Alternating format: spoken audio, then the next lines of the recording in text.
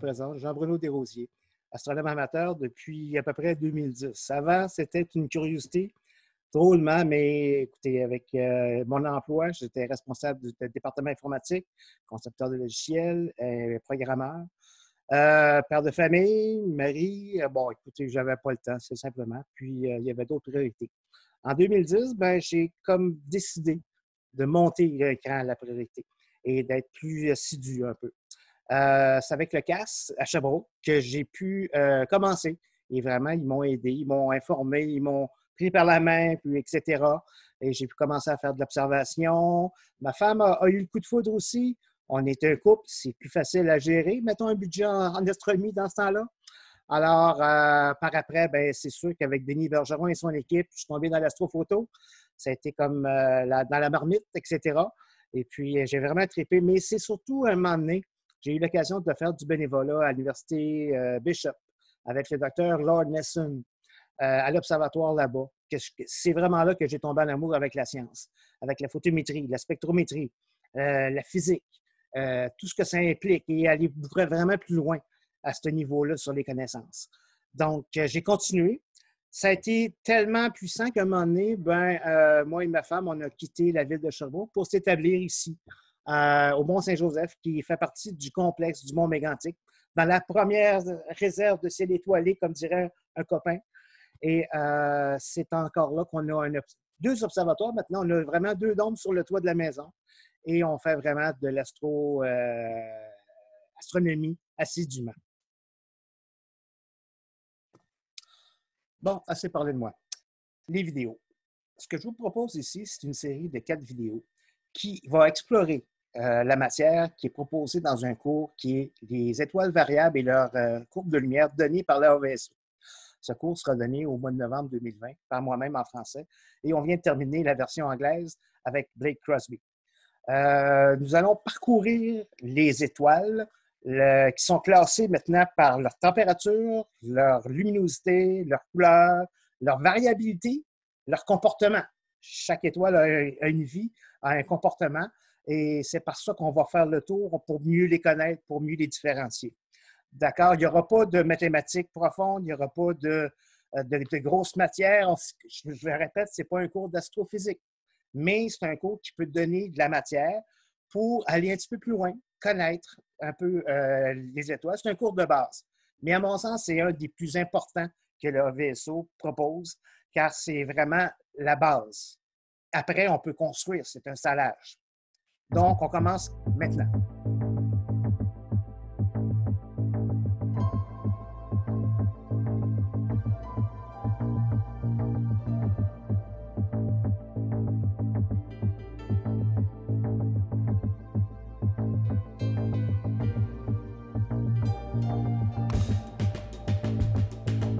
Je dois commencer par une mise en garde.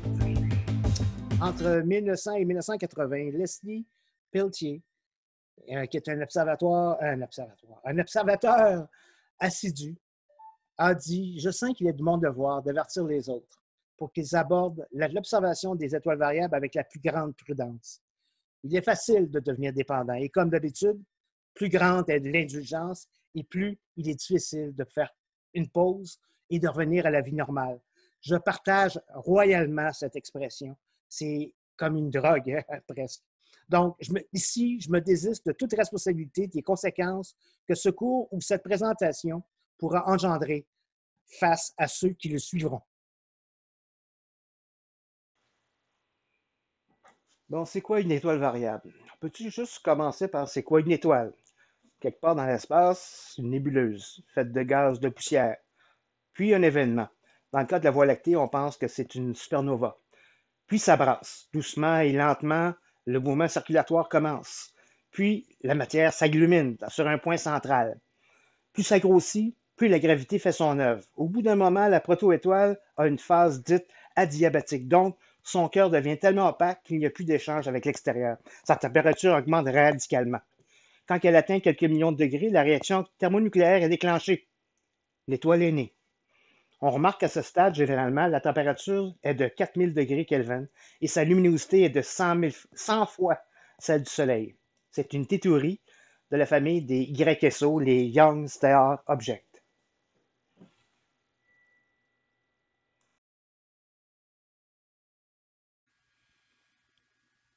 Un bel exemple de Tétourie PV7 qu'on voit ici, qui est une étoile extraordinaire que je suis depuis quelques années. Je l'ai connue en faisant du bénévolat pour le Sonoyita Research Observatory d'Arizona, toujours avec l'AVSO. Ça m'a toujours fasciné de voir cette étoile en création. Il y en a beaucoup d'ailleurs. La nébuleuse de Hubble, la NGC 2261, c'est le même principe, c'est la même chose. D'une théorie, on parle de YSO, des Young Stellar Objects, d'accord, dans tous les types et familles de ces étoiles, de ces proto-étoiles-là. Qu'est-ce qui arrive ensuite? Ben, c'est la séquence principale. On le voit ici, c'est la séquence qui longe de gauche, plutôt de droite à gauche en montant, sur le diagramme HR. Ce qui nous amène aussi, le diagramme HR, c'est le principal outil qu'on va se servir dans cette exploration de ce cours-là. On voit en bas, LBV, c'est Long Blue Variable. Tu as les Wolf-Rayet, O, B, A, F, G, K, M. Après ça, tu as les L, T, Y, R, N, S, C.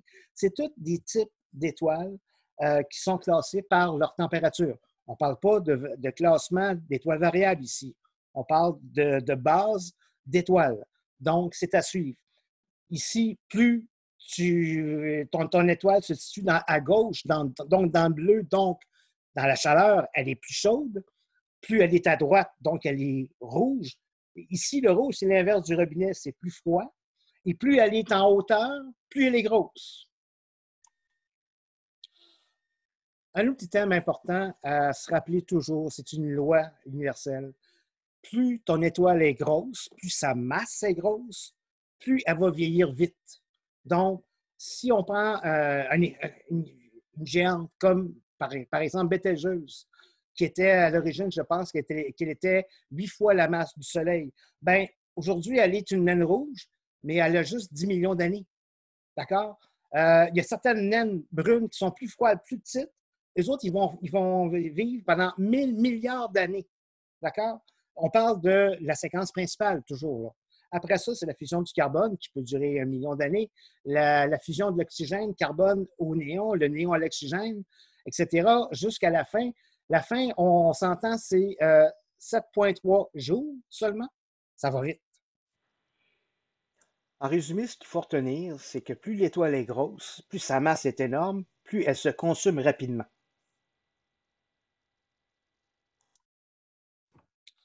On arrive enfin à le fameux arbre de variabilité. C'est vraiment le but de cette exploration. C'est le but du cours d'ailleurs. Ça relie toutes les familles des variables. Enfin, celles qu'on connaît les plus conventionnelles. D'accord? Ils sont regroupés par deux familles importantes qui est intrinsèque et extrinsèque. C'est bien important de faire une différence entre les deux. C'est que extrinsèque, c'est une variabilité qui ne dépend pas de l'étoile propre. Donc, par exemple, des algol, c'est deux binaires qui s'éclipsent l'un et l'autre. On a aussi les transits d'exoplanètes, qui est aussi extrinsèque. Tu as les rotations, tu as les EA, EB, EW. On va voir c'est quoi que ça veut dire. Côté de la famille intrinsèque, ben, c'est un peu, par exemple, comme les céphéides. Les céphéides, ils varient par elles-mêmes. D'accord? Les cataclysmiques, il y a un échange de données, de matière qui se fait. Les éruptifs aussi. C'est toutes des choses qu'on va voir, mais en gros, c'est la famille des variabilités. Bon, on arrive au niveau de l'histoire. D'accord. La première variable observée, c'est bien sûr le Soleil.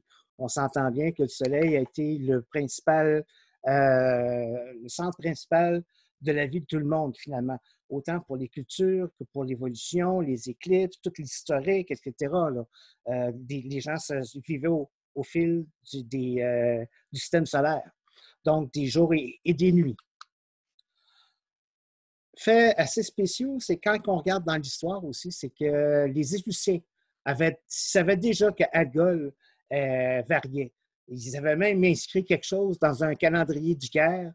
Ils avaient noté que sa période était 2,8 jours.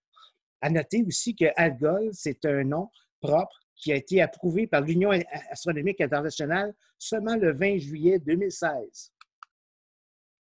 Son paradoxe est d'ailleurs important. Je vous encourage à aller voir sur Internet. Faire un petit Google.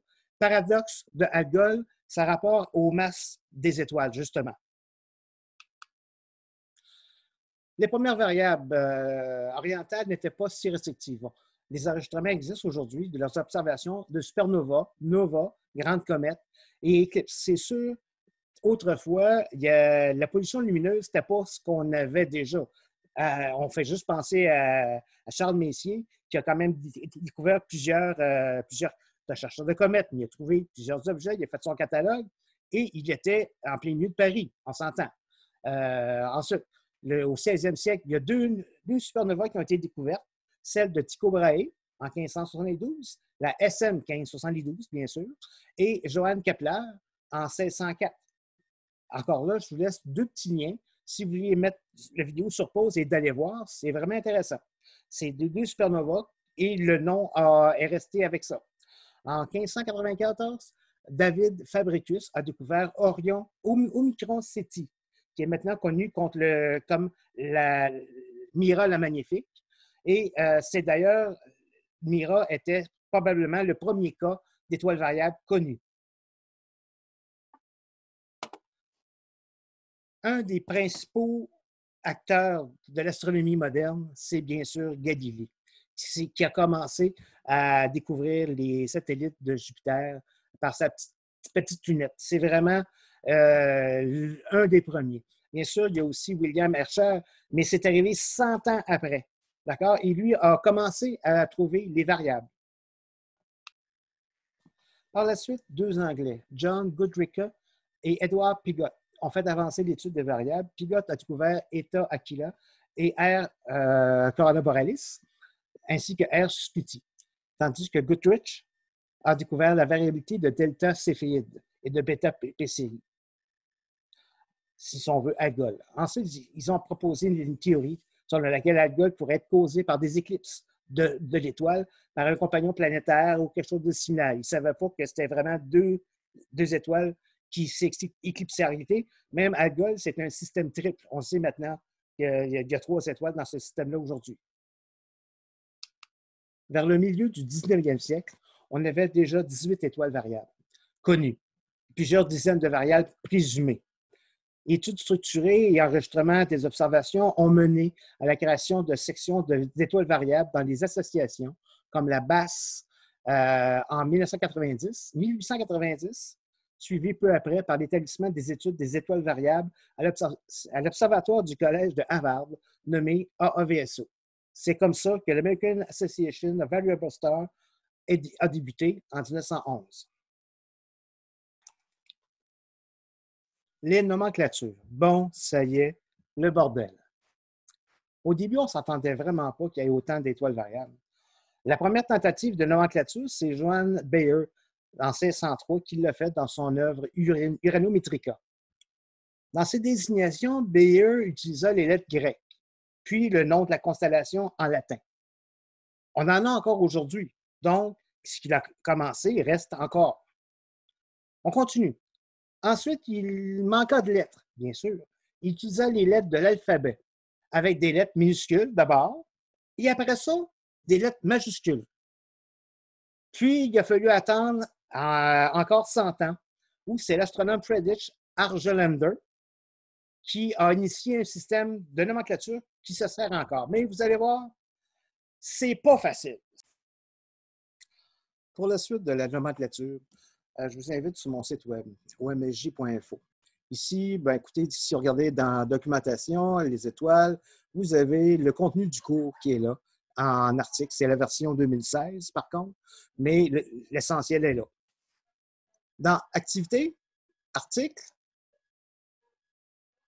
il y a un article que j'avais écrit il y a quelque temps sur la nomenclature des étoiles variables. Ça va être peut-être un peu plus facile. Bon, au début, c'est sûr, c'est tout qu'est-ce qu'on vient de parler, le blabla, de l'histoire, etc. On revient avec Friedrich Argelander. Il a commencé par la lettre R dans sa nomenclature. Pourquoi? Ben, avant, tout avait été pris par Johann Bayer dans son Uranometria. Et de R à Z, on avait 9 étoiles. Après ça, il a pris RR, RS, RT, etc., jusqu'à RZ, 9 autres étoiles. SS jusqu'à SZ, 8 autres. Enfin, ainsi de suite jusqu'à avoir ZZ et un total de 45 nouveaux noms d'étoiles. Mais il y en manquait encore. Il y a certaines constellations, on ne s'attendait vraiment pas qu'il y en ait autant. Donc, AA, AB, AC, jusqu'à AI. Attention, pas de AJ. Pourquoi? Parce que le I et le J peuvent être confondus. AK jusqu'à Z, 25 étoiles. BB, ainsi de suite, jusqu'à BZ, 24 étoiles. Et encore ainsi de suite jusqu'à la fin, jusqu'à la lettre QQ, QZ, 280 étoiles.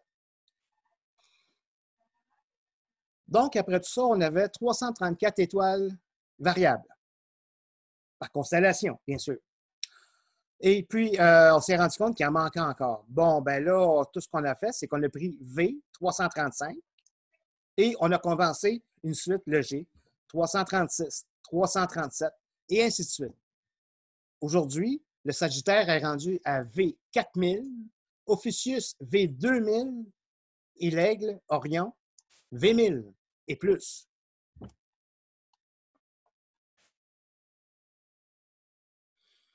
Pour terminer avec les nomenclatures, c'est l'Union astronomique maintenant qui détermine le nom des variables. Les attributions sont faites selon l'ordre qu'ils ont été découvertes. Si une étoile variable a déjà un nom en lettres grecques, bon, ben ça continue. C'est tout. Question pour vous. Avec tout ce qu'on a vu, pouvez-vous me dire si ces 5 étoiles variables, ces 5 noms-là, sont bons? Je vous donne 60 secondes.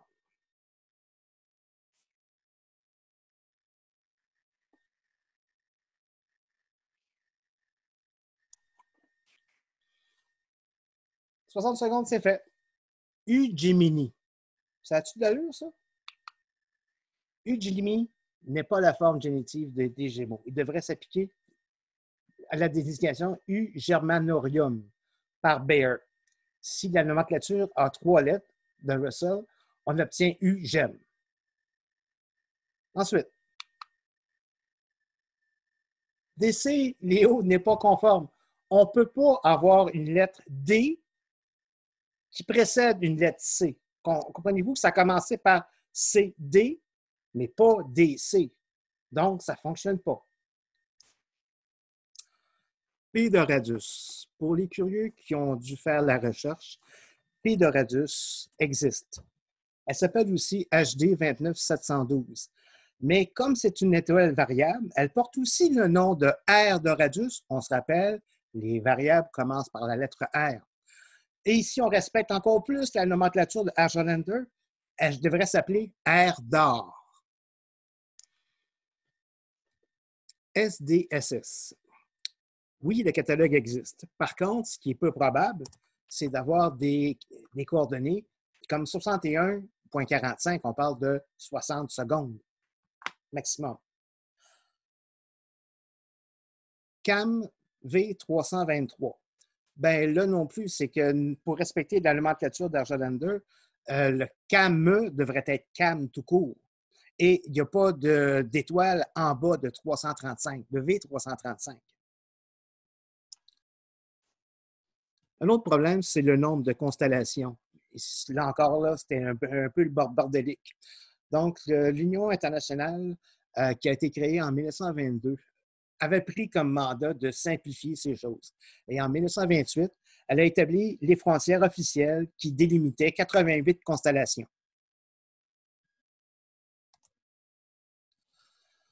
Nomenclature, nomenclature, nomenclature. On dirait que tous les observatoires et organisations internationales veulent avoir son catalogue. Le AVSO ne fait pas exception. Elle a aussi son catalogue pour les variables.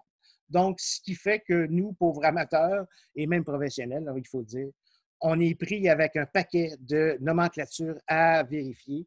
Mais bon, on essaie de faire notre bout, mais c'est important de le savoir. Il y a beaucoup de nomenclatures. Pour l'instant, pour le cours, on va se concentrer sur celui de l'AVSO, qui est à ce lien que je vous ai fourni au début avec le cours. pour pouvoir au moins avoir une base pour travailler. Les outils. D'accord. Je vous invite à arrêter cette vidéo-là, de le mettre sur pause et d'aller faire chacun de ces liens. avso.org, d'abord pour comprendre, pour aller voir, visiter le site. Après ça, VSX, qui est le Index Variable Start Index, c'est-à-dire c'est le système de recherche qu'on se sert. VSP, qui est un générateur de cartes. On veut visiter une variable, bien, on va là, on marque notre nom de variable avec les critères qu'on a besoin et il nous fait une belle carte.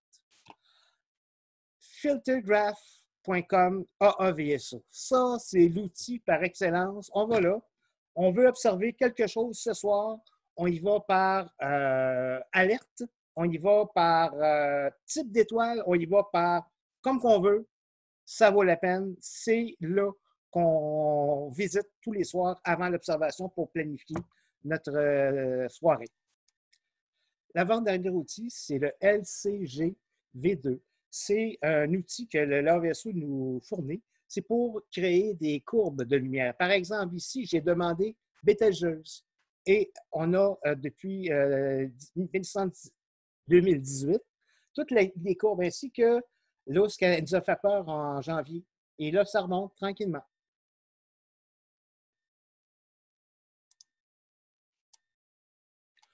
Pour terminer, le VStar, c'est un logiciel qui est monté en Java qui sert à la même chose, à créer des courbes de lumière. Je vous invite à aller voir et explorer. Les courbes de lumière, c'est quoi ça? Ben, comment ça se fait? C'est relativement simple. C'est que monsieur tout le monde, moi, vous, quelqu'un, observe une étoile. On parlait de Betelgeuse, ça s'est fait beaucoup. Ça peut être une autre étoile. J'en ai des milliers à étudier. D'accord? J'en suis moi-même beaucoup. Donc, on prend en note simplement les magnitudes qu'on a suivies avec la date et on fait un rapport. Donc, on peut prendre les magnitudes. Le 21 avril, une étoile était à 9,2. Après ça, le 27, elle était à 9,3. Et on s'en va jusqu'à mai, 9,7, et etc., pour aller chercher un tableau. De ce tableau-là, on les met sur une grille. On s'entend que l'axe des X, c'est l'axe horizontal. L'axe des Y, c'est la hauteur. Et un cycle complet égale une période. Et la hauteur, c'est l'amplitude. Au milieu, c'est 0. Donc, on est capable de créer une courbe de lumière qui correspond à l'étoile. Bon, on y va en pratique. Je vous présente ici la courbe ou le graphique du Mira, qui est très populaire, qui est chi du signe. Chi, c'est la 22e lettre de l'alphabet grec, donc on est conforme à la nomenclature de Johann Bayer. Comment qu'on va interpréter ce graphique-là? Bien, vous voyez, c'est relativement simple. Si on regarde l'axe des X, on parle en bas, c'est le temps. D'accord? L'axe des Y, c'est la magnitude de l'étoile par rapport au temps. Donc, à chaque temps, on prend la magnitude et on la met sur ce graphique-là, entre la magnitude et le temps. Ce qu'on remarque ici, c'est qu'elle a des maximums à 3, mais aussi elle a des secondaires à 5. Donc, on a un comportement particulier ici. Magnitude, des maximums à 3 et des secondaires à 5. OK. Son minimum atteint, c'est magnitude 14. Et sa périodicité, elle est aux 408 jours et demi. Une autre particularité, voyez-vous, lors des changements de magnitude dans la hausse, il y a une bosse ici. Il faudrait aller voir c'est quoi. Pour ça, il faut l'étudier, il faut la suivre et se documenter là-dessus.